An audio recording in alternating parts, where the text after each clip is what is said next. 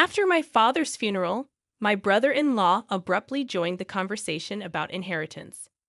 He announced that the stocks and $5 million inheritance would go to my wife, the eldest daughter. This surprised my sister and brother-in-law, who were eager for the money. However, the lawyer then told us that my sister Kelly had no right to the inheritance. Let me explain a bit about myself. I'm John Watson, a 42-year-old sales worker with a wife and 2 kids. My father was a major shareholder in a company and still worked actively at 78. I have an older sister named Kelly who's significantly older than me. She's always been a troublemaker for our parents due to her bad behavior. Kelly, now in her middle age, doesn't hold a stable job and lives freely. I've never been close to my sister, especially because of her behavior. At 50, she suddenly brought home a man named Chris Adams, much younger than her but didn't leave a good impression due to his laziness and rude behavior. Kelly shamelessly demanded money from our father for their wedding and spent it quickly, asking for more.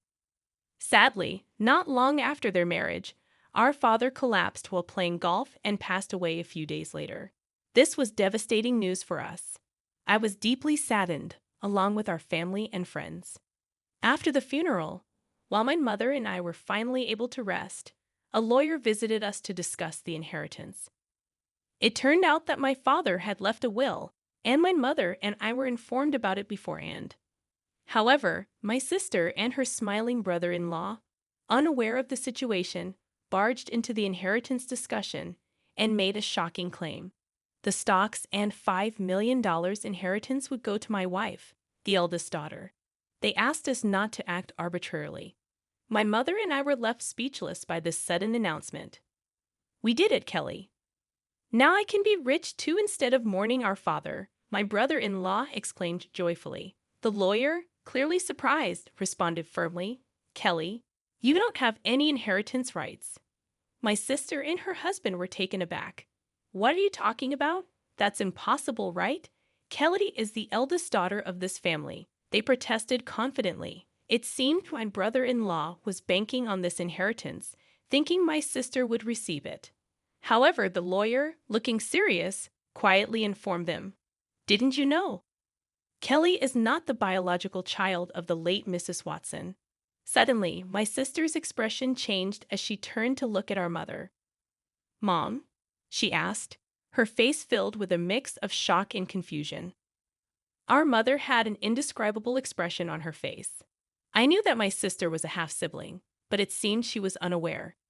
In a near frenzy, my sister started shaking our mother's shoulders, pleading, "Mom, what does this mean? Kelly, you are the child of my previous husband." That was all our mother managed to mutter in response. My sister, who had teased me since childhood with comments like, "Daddy thinks I'm cuter," now wore an incredulous expression. But as she was legally adopted, she should have inheritance rights. My brother-in-law suddenly exclaimed, "Right, Kelly? Yes, that's right," he added confidently. However, our mother shook her head. "There was no legal adoption," she explained. My sister and her husband looked shocked. "Again, that's impossible." "I am the eldest daughter. Even Dad said so." My sister shouted angrily, glaring at me. "I won't let you monopolize the inheritance," she declared. I was irritated by her attitude and retorted, "After all the money Dad spent on you? You still say that? Shut up. I'm his daughter too. I have every right." My brother-in-law chimed in, "Right. What's wrong with spending money on a daughter?" I sighed involuntarily. Normal expenditures for a daughter would have been fine, but my sister had used our father's money to pay off debts and settle troubles. At this point, John, the lawyer who had been silent until now, spoke up. "Why don't we show Kelly the will too?" he suggested. "The will? I don't know anything about that," my sister panicked. Her ignorance, however, was her own fault. Our father had wanted to discuss the will's contents with us and had asked us to be present during its making. However, my sister scoffed and went out to play instead of taking the matter seriously. When I pointed this out, my brother-in-law glared at her fiercely, questioning her actions. Faced with this confrontation, They finally agreed to hear what the lawyer had to say. The lawyer then revealed my father's will, which clearly stated that the inheritance was to be left to me and my mother. It also explained why my father chose not to adopt my sister. Initially, he had intended to, but he became disappointed with her behavior towards me, her half-brother, and her reckless spending as she grew older. Understanding that she had no inheritance rights, my sister was stunned. "Damn it! What are you going to do now?" My brother-in-law suddenly raised his voice. "You deceived me. You said you had money." His demeanor turned rough, surprising both my mother and sister, though I wasn't shocked. My brother-in-law had often shown his gold-digging tendencies. Perhaps he even married my sister under false pretenses. "Kelly, don't come back until you get some money." "Wait, Chris, what do you mean by that?" My sister protested in confusion. "I thought I was going to be rich. What a disappointment." Roughly pushing my sister aside, my brother-in-law quietly left the room. Left behind, my sister glared at us with a red face and exclaimed, "Mom, why didn't you arrange for me to be adopted? It's unfair that only you get the inheritance. I should have received something too, but you didn't handle it properly." In front of our flustered mother, my sister cried out, "It's unfair. It's terrible," while sobbing and messing up her hair. I was taken aback by her terrifying appearance, but the lawyer seemed unfazed, perhaps used to such scenes. "Why does only he get it?" "Because I'm Dad's son," I explained calmly. Hearing this, my sister's eyes widened in anger, and she lunged at me, shouting, "It would have been better if you never existed." Reflecting quietly to myself, I realized that even if I hadn't been born, my father would likely have made the same decision given the kind of person my sister is. Before I could say anything, the lawyer gently intervened, warning my sister that her actions could become a police matter. My sister flinched, perhaps affected by the mention of the police due to her past involvement in shoplifting incidents. When our mother called out to her with tears in her eyes, my sister clicked her tongue in annoyance and left the room. Half a year has passed since then, and the inheritance procedures were completed smoothly without any issues. My sister and brother-in-law grumbled for a while, but thanks to the lawyer's efficient handling, they had no opportunity to interfere. My mother gave my sister some money, but I don't feel it's my place to comment on that. What really upset me was that my sister and her husband disappeared with the money. Their blatant greed disgusted our relatives who were aware of the situation. Then one day, I went out to eat with my mother, wife, and daughter. Upon my wife's suggestion, my mother, who had been somewhat withdrawn since my father's passing, seemed brighter in the company of her adorable granddaughter. "Hey, Mom, why don't you move in with us?" I suggested, "but you know Kelly might come by sometimes." "Sis only comes to beg for money, right?" "Don't be too lenient with her," my wife added. My mother hesitated understandably, considering that my sister is her biological daughter. Also, if our family moved into the family home, my sister might cause trouble again.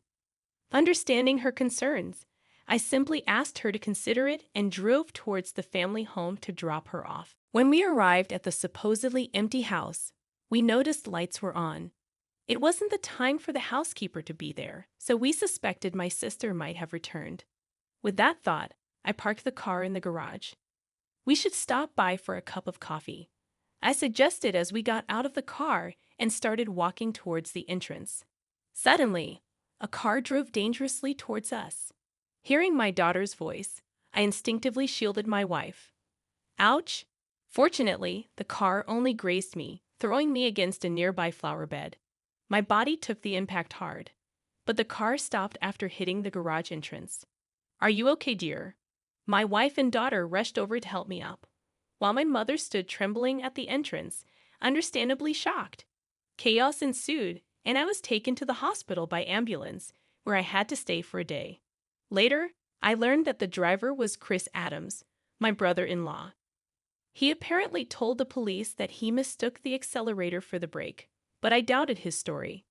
When my mother and sister came to visit me in the hospital, my sister coldly looked at me and said disappointedly, "You're surprisingly tough, aren't you?"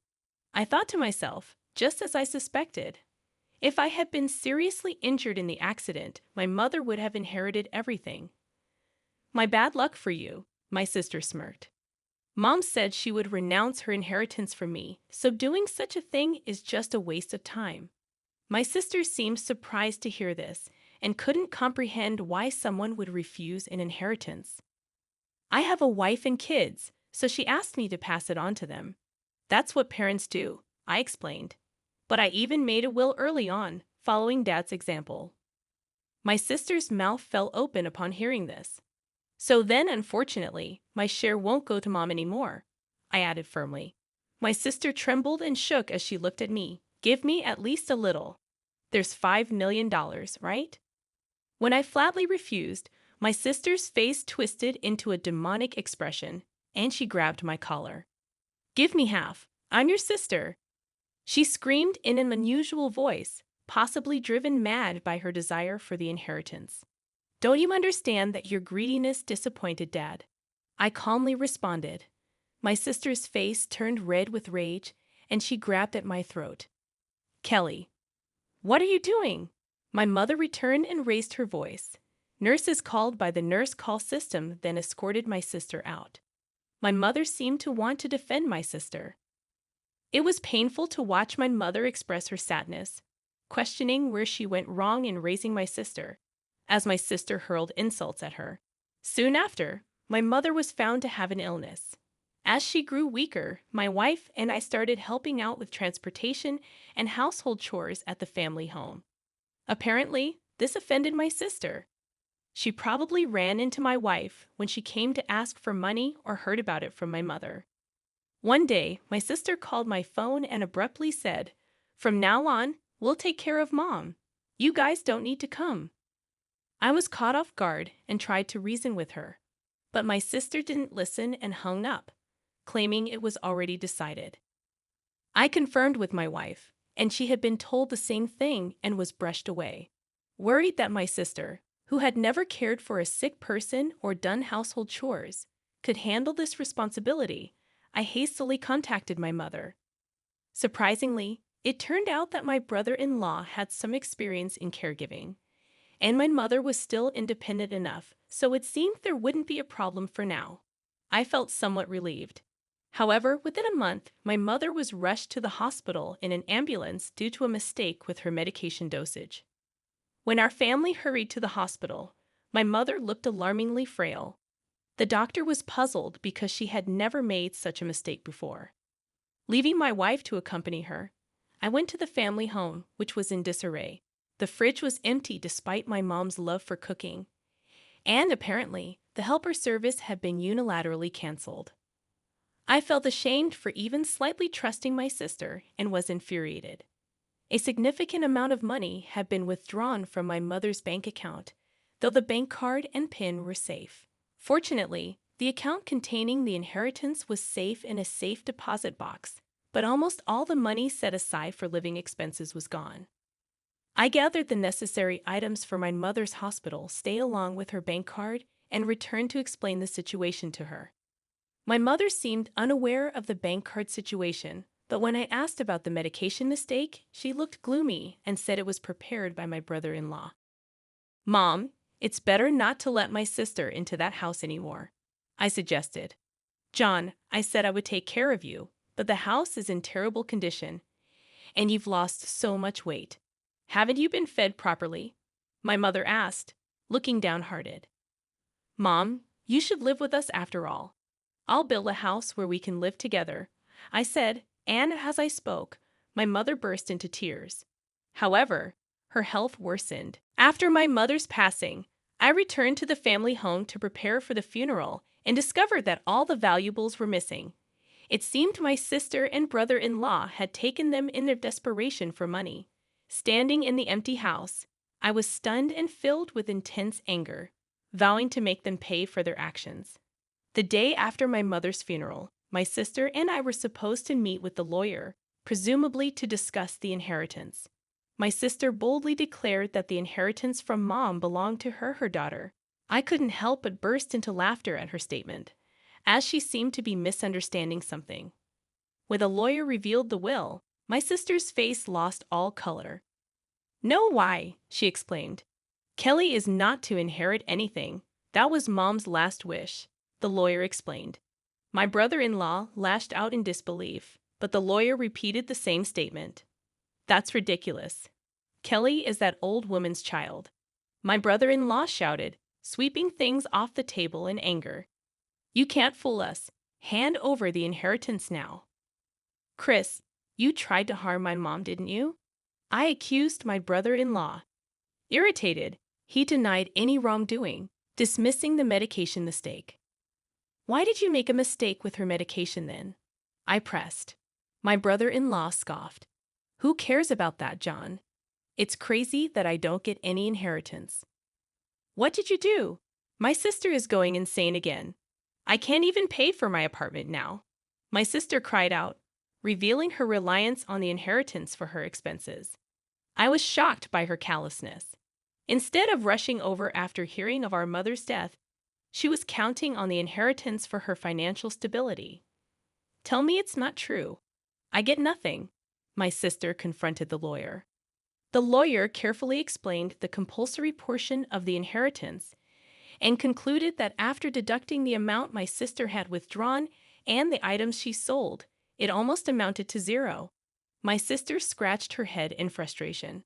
That can't be true. It can't be so little, my sister muttered to herself. Unbeknownst to my sister and me, the majority of my mother's estate had already been gifted to my daughters, her grandchildren, during her lifetime. That's why the amount available for inheritance was so small. My sister seemed dissatisfied. Mom was happy thinking you'd take care of her, but you just took her money and left. You ungrateful wretch! I couldn't help but shout in anger. Giving costs money, you know, my sister retorted defensively. Then show me the detailed expenses you used for Mom's living costs. I'll cover the necessary expenses, I challenged, holding out my hand. I don't have anything like that, my sister stammered, her face turning pale. That won't do. Without receipts, it can't be recognized, the lawyer pressed. Caught off guard by my immediate response, my brother-in-law was momentarily speechless. Despite his persistence, I refused to help my sister. If things had gone smoothly at that time, Kelly would have had the entire inheritance, my brother-in-law grumbled, inadvertently revealing his intentions. What do you mean by that time? I questioned, but before I could get an answer, my brother-in-law accidentally spilled the beans, complaining about his car troubles. That's quite a statement. It sounds like fraud, the lawyer smiled, holding a recorder. Realizing his mistake, my brother-in-law turned pale. I informed him that I would be pressing charges about the accident. Don't be ridiculous. There's no evidence, my brother-in-law protested. You just provided the evidence yourself, I pointed out. My sister began to cry and shake my brother-in-law in frustration, realizing the gravity of their situation. Eventually, my brother-in-law faced criminal charges, and it seemed his past misdemeanors also came to light. My sister, as an accomplice, faced a lesser sentence. Unable to pay for her apartment, my sister went to relatives to beg for money but was turned down by everyone. As for me, I continued to work hard without relying on inheritance, finding small pleasures in looking forward to stock dividends.